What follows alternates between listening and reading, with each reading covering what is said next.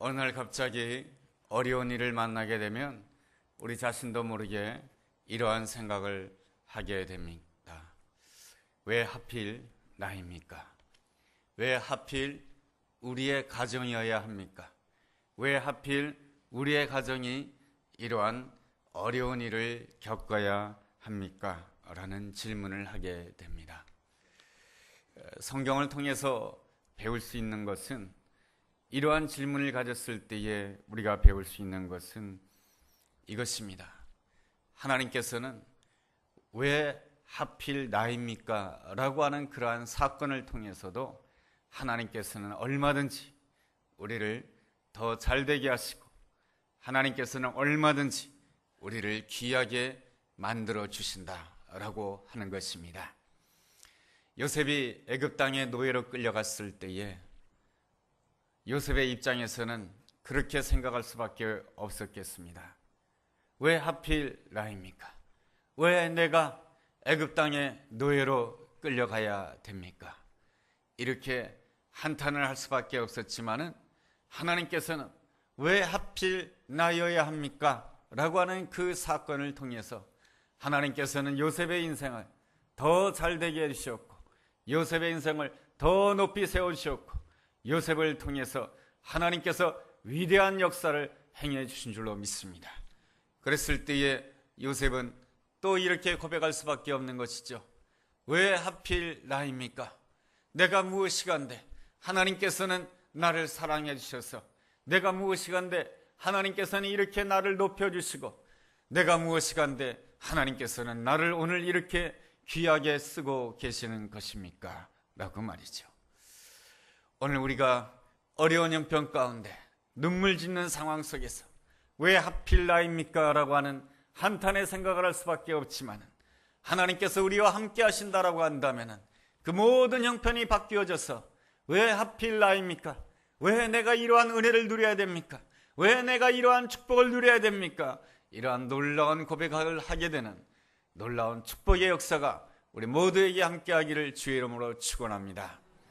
오늘 말씀은 다니엘에 관계된 말씀입니다. 다니엘은 왕족 출신인지 귀족 출신인지 알 수 없지만은 어쨌거나 귀한 집안에서 성장한 사람입니다. 그런데 그가 15살쯤 되었을 때에 바벨론의 포로로 끌려가게 됩니다. 한 번도 경험해 보지 못했고 한 번도 가보지 못했던 바벨론 땅에, 남의 나라에 15살의 나이로 포로로 끌려간다고 하는 것은 너무나도 고통스러운 일이었고 너무나도 괴로운 일이었습니다. 그때에 이 다니엘은 이렇게 생각할 수밖에 없었을 것입니다. 왜 하필 나입니까? 왜 하필 내가 바벨론 땅에 포로로 끌려가야 되는 것입니까? 내가 무엇을 잘못했습니까? 왜 하필 나입니까? 다니엘은 매우 힘들었을 것입니다. 다니엘이 어떠한 점에서 힘들었겠습니까? 먼저는 마음 가운데 두려움이 있었을 것입니다. 남의 땅에 갔으니 나의 미래는 어떻게 될 것인가? 미래에 대한 두려움이 있었을 것입니다. 또한 다니엘에게는 외로움이 있었을 것입니다. 고향을 떠나고 친척을 떠나고 이방 땅에서 산다라고 하는 것은 지독한 외로움인 것입니다. 그리고 그 남의 땅에서 산다라고 하는 것은 분리를 경험할 수밖에 없는 것입니다. 사람이 살 때에 마음의 안정을 누리기 위해서는 말이죠, 소속감을 가지고 그 속에서 인정을 받게 되었을 때 사람들은 편안한 마음을 가지게 되는 것입니다. 그런데 유대인으로서 바벨론 땅에 산다라고 하는 것은 소속감을 가지기가 어려웠을 것입니다. 바벨론 사람들은 저 다니엘이 유대인이라고 하는 이유 때문에 분리하였을 것입니다. 분리하는 자는 잘 모릅니다. 그렇지만은 분리를 당하는 자는 얼마나 아프고 힘이 드는지 모릅니다. 배우지 못했다는 거 하는 것 때문에 분리를 당하고, 돈이 없다라고 하는 것 때문에 분리를 당하고, 출생지가 어디라고 하는 것 때문에 분리를 당하고, 분리를 당하는 입장은 얼마나 고통스럽고 힘든 것인지 모릅니다. 근데 하나님께서는 이 다니엘을 이 바벨론 땅에 살게 해주셨습니다. 그곳에서 외로웠습니다. 그 바벨론 사람들로부터 분리를 당할 수밖에 없었습니다. 더구나 바벨론 땅은 믿음을 인정해 주지 않는 땅인 것입니다. 신앙을 지키는 것에 대해서 지지해 주지 않습니다. 주의를 지키는 것이 너무너무 어려운 땅이 바로 바벨론 땅인 것입니다. 오늘을 살아가는 우리 성도님들 가운데서도 바벨론 땅에 살아가고 있는 그러한 사람들이 있을 것입니다. 우리는 이때 궁금할 수밖에 없습니다. 왜 하나님께서는 나로 하여금 이 바벨론 땅에 살게 하시는 것입니까? 왜 이렇게 두려움이 있는 곳에, 왜 이렇게 외로움이 있는 곳에, 왜 이렇게 신앙을 지키기 힘든 이러한 것을 하나님께서는 허락하시는 것입니까? 하나님께서 나에게 좀 더 좋은 것을 허락하시면 내가 더 신앙생활을 잘할 텐데 말이죠. 이러한 질문에 대한 대답은 쉽지가 않습니다. 그렇지만은 다니엘의 삶을 통해서 우리가 알 수 있는 것은 하나님께서는 하나님의 사람이 어디에 있든지 간에 하나님께서 함께 해 주신다라고 하는 것입니다.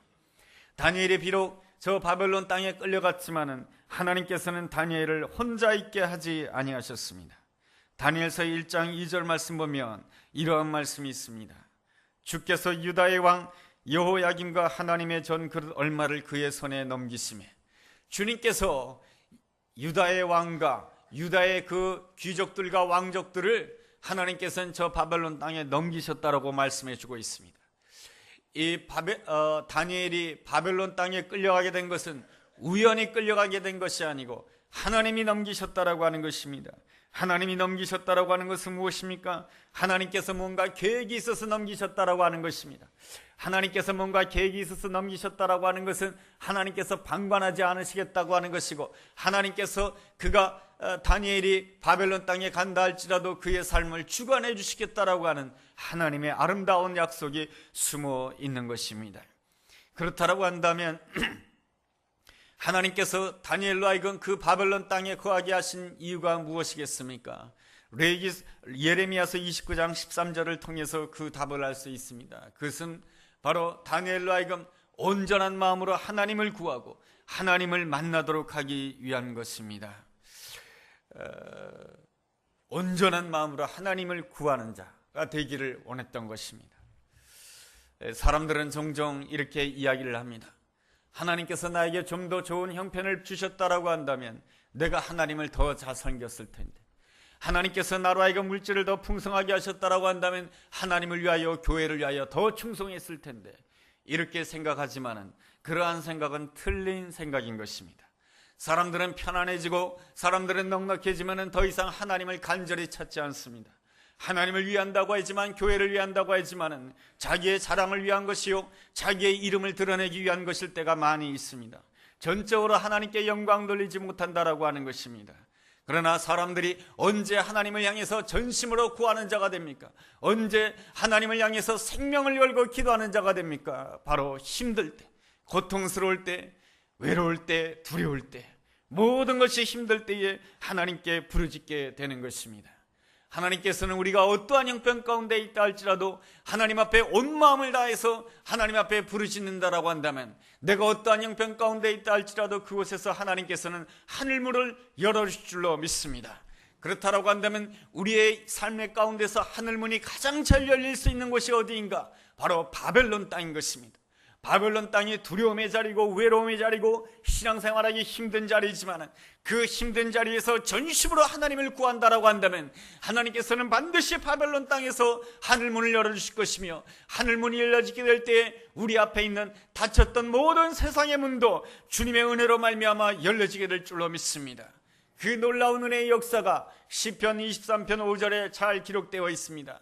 원수의 목전에서 상을 베푸신다라고 말씀해 주고 있습니다.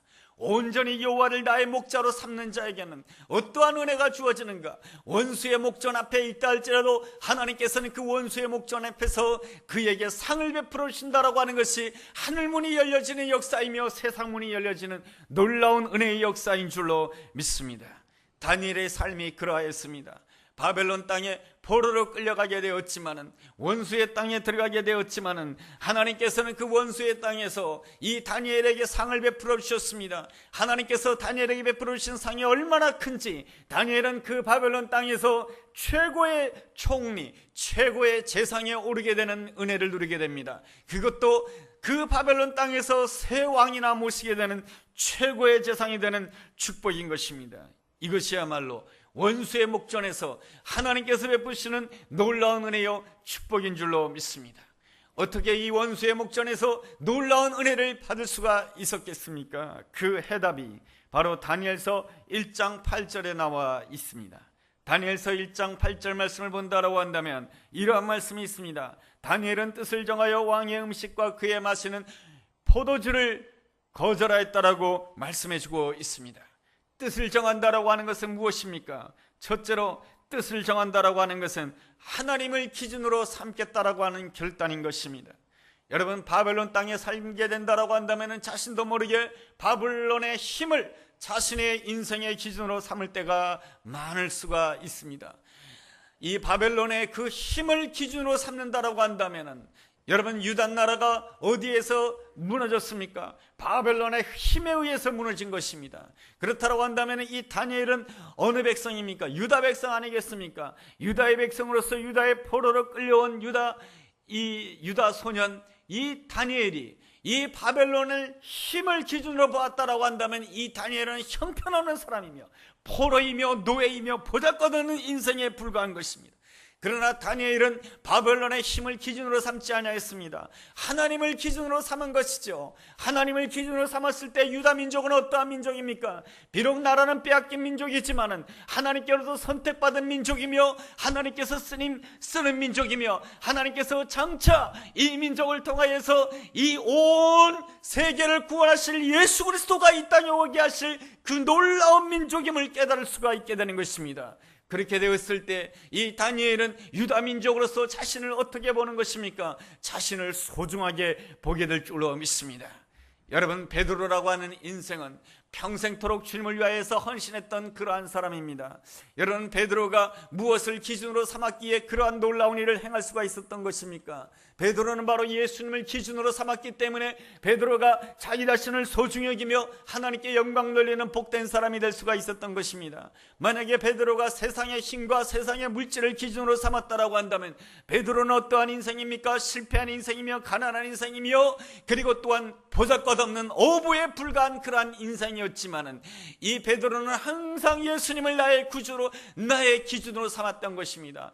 나를 위해서 십자가에 못 박히신 예수님이 내 인생의 기준이 되었을 때 베드로는 자기 자신을 항상 어떻게 생각했냐면 나는 주님께 선택받은 제자이며 나는 사람 낚는 어부이며 나는 왕같은 제사장으로서 세상의 어두운 가운데 있는 그 모든 사람들을 불러내어서 빛 가운데로 예수님께로 인도하는 사람이다라고 하는 그러한 자아 정체성을 가지게 된 것입니다.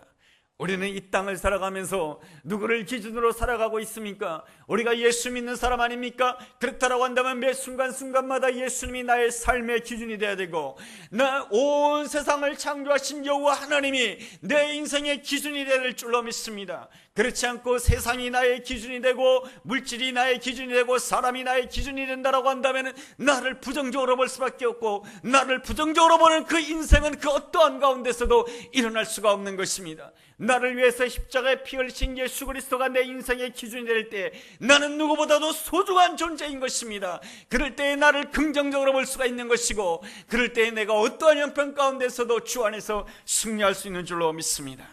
둘째로 뜻을 정한다라고 하는 것은 자기를 지키는 것입니다. 다니엘의 위대한 점은 무엇입니까? 바벨론 땅에서 우상 숭배의 땅에서 자기를 잘 지켰다라고 하는 것입니다. 다니엘이 자기를 지킬 수가 있었던 것은 무엇입니까?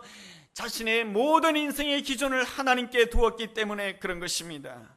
하나님께 두었기 때문에 자기 자신을 소중히 보았고 자기 자신을 소중히 보았기 때문에 자기를 지킬 수가 있었던 것입니다. 그러므로 뜻을 정한다라고 하는 것은 무엇입니까? 자기를 달리 보는 것입니다. 그리스도 안에서 자기 자신을 새로운 피조물로 보는 것입니다. 세상이 나를 보듯이 나를 보는 것이 아니고 하나님께서 나를 보듯이 나를 보는 것입니다. 하나님 아버지께서 나를 보듯이 나를 보는 것이 진정한 나의 정체성이며 나를 제대로 볼 때 나를 지킬 수 있는 사람이 된다라고 하는 것입니다. 어느 목사님께서 어느 집회에 참석을 하였는데 간증 시간이었습니다. 어떤 청년이 나와서 간증을 합니다. 그런데 이 청년이 아주 말이 어눌합니다. 그리고 말에 조리가 없습니다.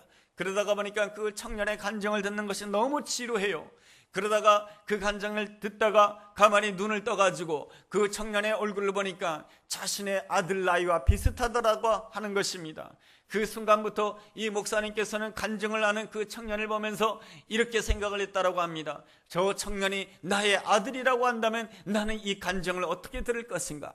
이러한 생각을 가지고 그 청년의 간증을 들을 때 그 청년의 간증이 다시 들리더라라고 하는 것입니다. 그 청년은 힘들고 어려운 상황 가운데서도 하나님을 바라보며 일어섰으며 하나님을 바라보며 일어선 그 놀라운 역사에 대해서 모든 회중들 앞에서 하나님은 살아계십니다, 하나님은 나와 함께 계십니다라고 담대하게 고백하는 그 아들이 너무나도 대견스럽고 너무나도 아름다워 보였다라고 하는 것입니다. 여러분, 그렇다라고 한다면 그 모든 회중들 앞에서 간증을 하고 있는 그 청년은 자기 자신을 볼 때에 어떻게 보아야 됩니까? 청중들이 자기를 볼 때는 어떠한 사람입니까? 말이 어눌한 사람이고 말에 조리가 없는 사람이고 보잘것없는 사람으로 볼지 모르겠으나, 그러나 아버지가 자기를 볼 때에는 너무나도 대견스러운 사람으로 보는 것이죠. 모든 사람 앞에서 예수 그리스도를 나의 주님으로 고백하고 그 모든 역경과 어려움 속에서도 잘 극복하여서 하나님의 영광을 드높이는 그러한 사람으로 보는 그 아버지의 안목으로 나를 보는 것이 진정한 나의 정체성이며, 진정한 나의 정체성을 가질 때에 나를 소중히 보는 것이며 나를 지킬 수 있지 않겠습니까? 여러분, 탕자의 비유를 보시기 바랍니다. 여러분, 탕자가 아버지 곁으로 돌아왔을 때에 탕자의 아버지는 탕자를 어떻게 보았습니까? 나의 아들로 보았습니다. 소중한 아들로 보았습니다. 그 아들을 위해서 잔치를 벌였고 그 아들을 위해서 가락지를 끼워줬습니다. 너무너무 기뻐했어요. 아, 나는 아버지의 기쁨이구나. 그러나 그의 형은 어떻게 보았습니까? 저렇게 아버지의 재산을 탕진한 아들을 위하여서 잔치를 벌리다니 너무나도 기쁘고, 저 탕자는 망해야 된다고 생각하는 것이 형의 안목이었던 것입니다. 여러분, 그렇다라고 한다면 탕자는 자기 자신을 어떻게 보아야 되겠습니까? 형의 눈으로 보아야 되겠습니까? 아버지의 눈으로 보아야 되겠습니까? 탕자의 진정한 정체성, 돌아온 탕자의 정체성은 무엇입니까? 아버지의 안목으로 보는 것이 바로 탕자의 진정한 정체성이며, 자기의 제대로 된 정체성을 가지게 되었을 때 자기 자신을 소중히 여기며 자신을 가꾸며 자신을 아름답게 만들 수 있는 복된 사람이 될 수 있는 줄로 믿습니다. 세상에는 금그릇도 있고 은그릇도 있고 질그릇도 있지만, 세상이 보는 모든 관점이라고 하는 것은 금그릇과 은그릇을 귀하게 여기지만은 나무그릇과 그리고 또한 질그릇은 천히 여깁니다. 그러나 디모데후서 2장을 본다라고 한다면 하나님께서는 어떠한 그릇을 귀하게 보시는가? 깨끗한 그릇을 귀하게 보신다라고 말씀해 주고 있습니다. 그렇다라고 한다면 나의 정체성을 어떻게 보아야 되겠습니까? 세상은 금그릇과 은그릇을 귀하게 보지만은 하나님께서 깨끗한 그릇을 소중하게 보신다라고 한다면 나 역시 내 인생의 그릇을 깨끗하게 만들기 위해서 내 그릇이 금그릇이든 은그릇이든 그 나무그릇이든 질그릇이든 상관없이, 혹시 내 그릇이 질그릇과 같다 할지라도 내 이 그릇을 깨끗하게 만들기를 원합니다. 그것이 바로 나를 지키는 올바른 태도인 줄로 믿습니다. 다니엘은 바벨론의 포로로 끌려왔습니다. 노예 소년에 불과했습니다. 그의 인생은 질그릇과 같아 보였지만은, 그러나 다니엘은 자기 자신의 인생의 그릇을 깨끗이 하기로 결정하였던 것입니다. 그것이 바로 무엇입니까? 하나님 앞에서 뜻을 정하는 것 아니겠습니까? 8절에 이러한 말씀이 있죠. 다니엘은 뜻을 정하여 왕의 음식과 그의 마시는 포도주로 자기를 더럽히지 아니하니라. 그는 자기를 깨끗하게 해서 왕의 음식을 거절하였고 포도주를 거절하였던 것입니다. 왕의 음식을 거절한 이유가 무엇입니까? 왕의 음식은 우상에게 바쳐진 제물이기 때문에 왕의 음식을 거절한 것이고, 포도주를 거절한 이유는 무엇입니까? 자기를 절제하기 위해서 포도주를 거절한 것입니다. 그렇게 해야만이, 자기를 깨끗하게 해야만이 하나님 나라의 위협을 받을 수가 있고 하늘나라의 놀라운 은총을 누릴 수 있다라고 확신했기 때문에 그런 것이죠. 고린도전서 6장 말씀을 읽어본다라고 한다면 음란에 취한 자, 술에 취한 자, 우상 숭배하는 자는 결단코 하나님 나라의 위협을 받을 수 없다라고 말씀해주고 있습니다. 내가 어떠한 글이든지 상관없이 내가 하나님의 말씀에 따라서 뜻을 정하고 자신을 거룩하게 하고 자신을 깨끗하게 한 자에게는 하나님께서는 놀라운 보상과 은혜로 축복해 주신다라고 오늘 본문에서 말씀해 주고 있습니다. 하나님께서 자기를 깨끗이 한 이 다니엘에게 어떠한 은혜와 축복을 주셨습니까? 9절 말씀을 주목해 보시기 바랍니다. 하나님이 다니엘로 하여금 환관장에게 은혜와 긍휼을 얻게 하신지라. 하나님께서는 황관장을 통해서 이 다니엘에게 은혜와 긍휼을 베풀어 주셨고요. 15절 말씀에 보면 이러한 놀라운 말씀이 있습니다. 열흘 후에 그들의 얼굴이 더욱 아름답고 살이 더욱 윤택하여 왕의 음식을 먹은 다른 소년들보다 더 좋아 보인지라. 왕의 음식을 먹어 그 다른 소년들보다 이 다니엘의 얼굴이 더 좋아 보이게 했고 더 윤택하게 했다라고 하는 것입니다. 뿐만 아니라 17절 말씀 보면 하나님이 이 네 소년에게 학문을 주시고 모든 서적을 깨닫게 하시고 지혜를 주셨으니 다니엘은 또 모든 환상과 꿈을 깨달아 알더라. 하나님께서는 이 다니엘에게 학문을 주시고 지혜를 줄 뿐만 아니라 다니엘에게는 특별히 환상과 꿈을 보고 그 환상과 꿈이 어떤 뜻인지를 깨닫게 하는 놀라운 비상한 탁월한 지혜를 주셨다라고 하는 것입니다. 이것이 바로 하나님 앞에서 뜻을 정한 자에게 주어지는 놀라운 은혜요 놀라운 섭리인 줄로 믿습니다. 셋째로, 뜻을 정한 사람에게는 하나님께서는 그를 위하여 놀라운 섭리를 행해 주신 줄로 믿습니다. 하나님께서는 온 세상을 창조하실 뿐 아니라 온 세상을 섭리하고 있는 줄로 믿습니다. 하나님께서는 온 세상을 창조하신 다음에 세상이 어떻게 돌아가는지 보자 하면서 구경하신 하나님이 아니시고 세상 곳곳에서 하나님께서는 모든 것에서 간섭하시고 섭리하시는 놀라우신 하나님이신 줄로 믿습니다. 그렇다라고 한다면 뜻을 정한 사람은 언제나 하나님의 섭리를 믿는 사람인 줄로 믿습니다. 내가 오늘 바벨론에 있다 할지라도 이 바벨론에서도 하나님의 섭리가 있는 것이고, 내가 어떠한 형편 가운데 외로움의 자리, 두려움의 자리, 고통의 자리라 할지라도 이 자리는 내가 우연히 있는 것이 아니고 하나님의 섭리에 따라서 오늘 내가 이 자리에 있는 줄로 믿습니다. 이렇게 보는 사람인 줄로 믿습니다. 하나님의 섭리로 모든 것을 보는 사람들은 세상을 어떻게 봅니까? 수동적으로 보는 것이죠. 이 세상의 많은 사람들은 세상을 자동적으로 봅니다. 다니엘이 바벨론에 포로로 끌려갔다라고 한다면 그는 노예가 될 것이며 그의 인생은 비참하게 될 것이다라고 생각하는 것이 바로 자동적인 인생관인 것입니다.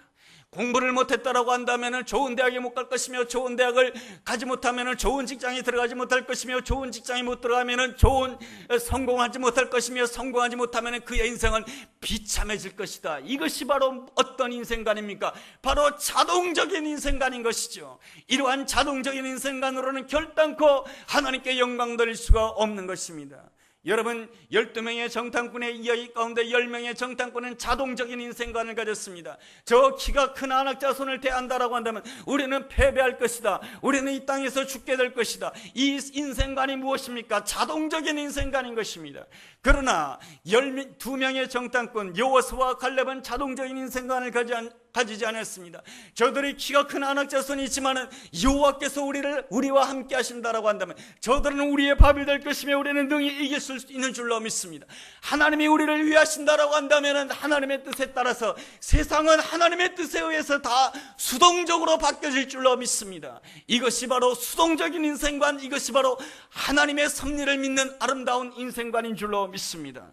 로마서 8장 31절 이러한 말씀이 있습니다. 하나님이 우리를 위하시면 누가 우리를 대적할 수 있으랴. 사망이나 생명이나 천사들이나 권세자들이나 형제들이나 장래일이나 능력이나 높음이나 깊음이나 다른 어떤 피조물이라도 우리를 그리스도 예수 안에 있는 그 사랑에서 결단코 끊을 수 없느니라. 여러분, 우리가 언제나 우리가 어떠한 형편 가운데 있다 할지라도 바벨론과 같은 두려움과 외로움의 장소, 고통의 장소, 힘든 장소, 하나님 왜 하필 나를 이곳으로 인도하셨습니까? 하나님 왜 하필 나를 여기에 있게 하셨습니까? 라고 하는 그러한 장소라 할지라도 하나님이 우리를 위하신다라고 한다면 하나님께서는 우리를 위하여서 놀라운 섭리로 함께 할 줄로 믿습니다. 하나님의 섭리를 믿는 자들 앞에는 모든 세상들이 다 수동적으로 변화되는 줄로 믿습니다.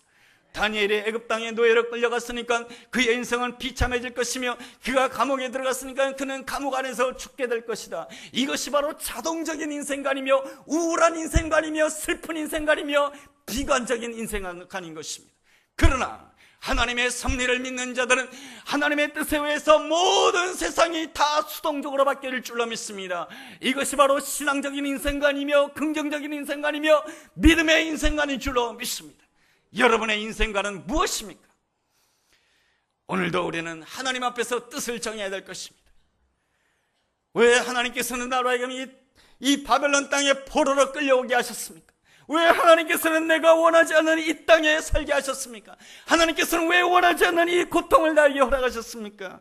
이렇게 할 수도 있지만은 그 바벨론 땅이야말로 내가 온 마음으로 하나님을 구해야 될 장소인 줄로 믿습니다.